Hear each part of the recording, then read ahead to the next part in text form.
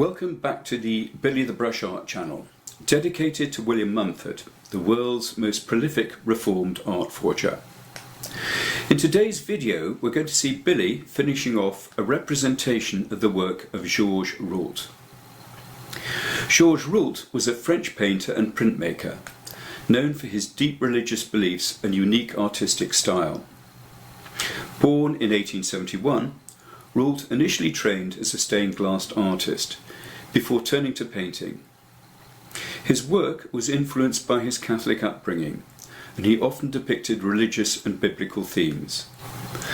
His style can be described as bold and expressive, characterized by thick brushstrokes, vibrant colours, and a sense of emotional intensity. Throughout his career, Roult explored a variety of subjects, including clowns, prostitutes and judges, often depicted with distorted features and exaggerated expressions, to represent the complexity and contradictions of the human condition. Despite facing initial criticism from the art establishment, Roult's work gained recognition and praise over time. His influence can be seen in the works of later artists, such as the Expressionists and the Fauvists. So now, over to Billy, who is just putting the finishing touches to an example of his style of work.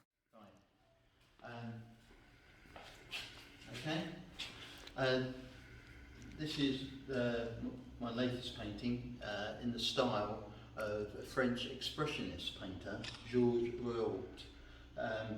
He said he painted for humanity, to show humans what people are really like, not the Baroque stuff like everyone has cherubs and wings and they're angels. He painted the low lives of Paris, the prostitutes, the clowns, the jugglers, the down and out people, and he showed in his thick impasto paint how underfed, class, absolutely living on the streets, most of them. Then he also painted priests and some church stuff, because he believed that the church and religion kept the masses down, right? And then the last series he painted before his death in 1950, mid-1950s, and he never sold much in his life.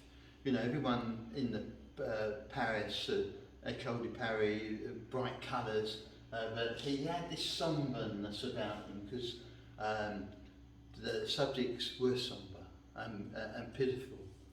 So this is one of the last ones he did. The original picture now is in the Museum of Modern Art in New York, but this is my version of it, and it shows the trio of Sevilla Magnifiques just watching, and watching to sentence some hopeless down and out. So the magistrates hold all the power. You can see almost a disdain and an evilness in their eyes, and I think that's what he tried to capture, and that's what I tried to capture with my version.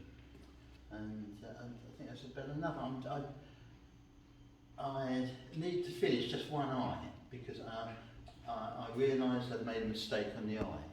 It looks okay, it's the same as the one at the Museum of Modern Art, but there's something amiss for me, so all I'm going to do is just alter this eye and apply his signature, you know, which is, of course, without the disclaimer on the back, it's most probably worth about 2 years imprisonment. Right.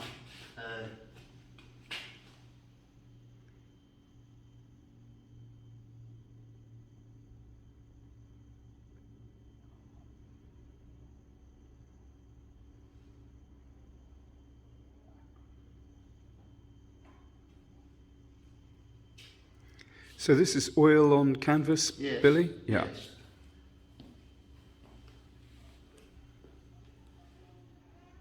You just want some blue on there. So, if you forgive me, I'll just go down the bag of tricks and see what we've got.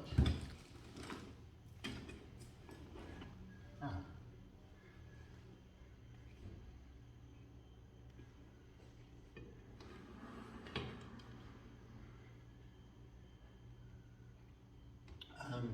You might notice that I use a large plate to Yeah. mix my paints rather than an artist palette.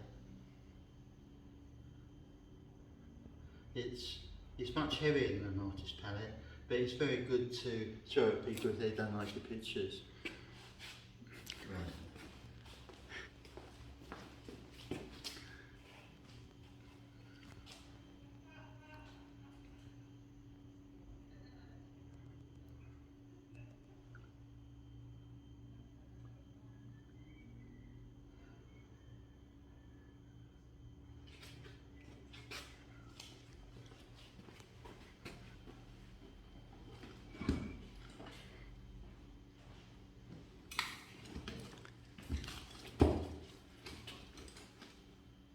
Think about this sort of paint, you have to build up the layers, and then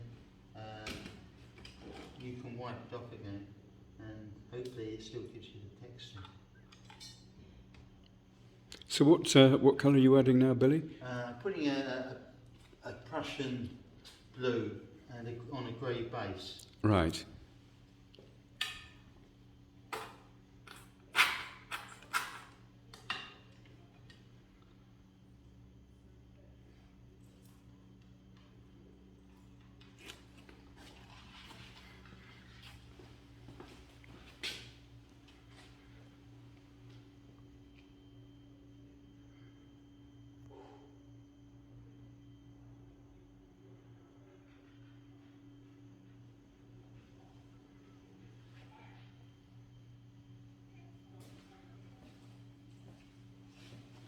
This painting, what would the approximate value of it be?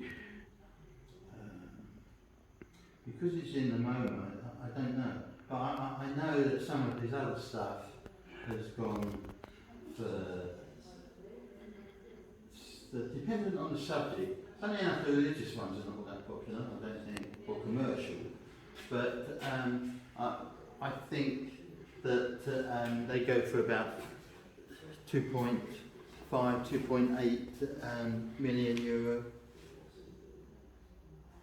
Wow. Yeah. And the sadness is, during his life, he sold virtually none, as some of the great painters always do.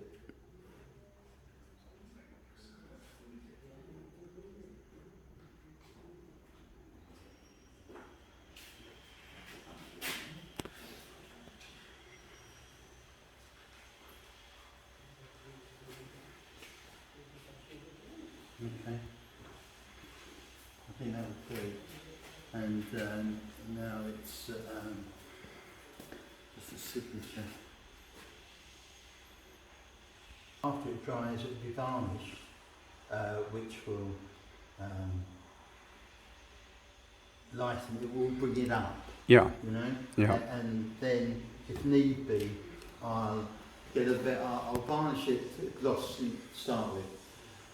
Then, if need be, I'll get some very fine wire wool and gently take the gloss varnish down, and then I'll coat it with a matte varnish.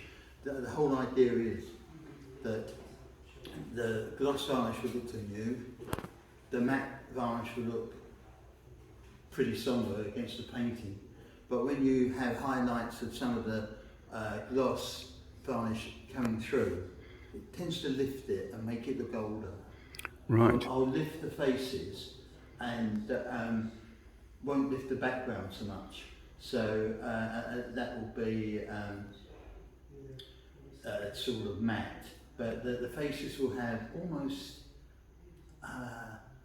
not a gloss, but a satiny sort of gold to them, you know, which will pass the age which it should be.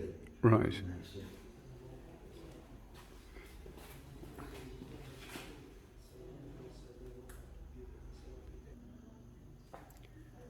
So this is the application of the signature. Yes.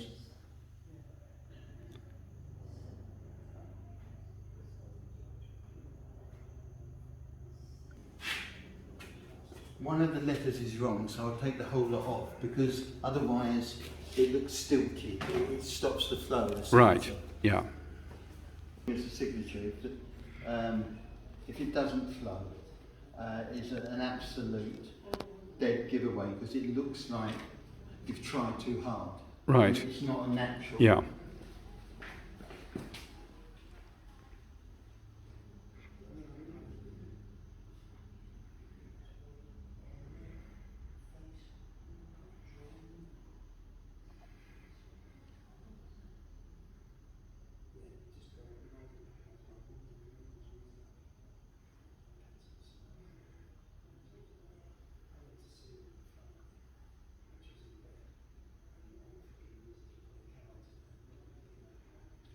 Still just not happy with the L. It's most important. Sometimes you can paint a picture in a day, and it might take you same day to do the signature. Right.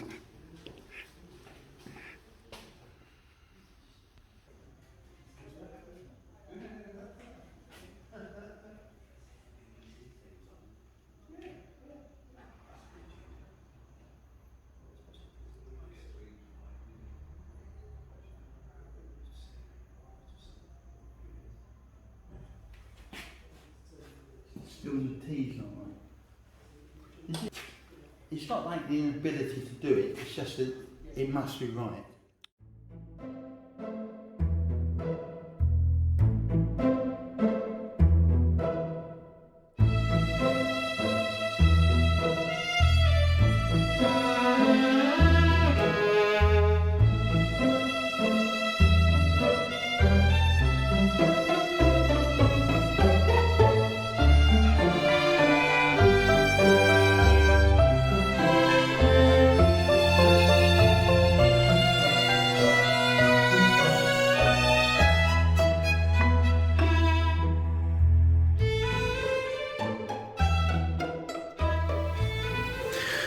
Well, thank you for watching this video, and if you enjoyed it, please hit the like and subscribe buttons below.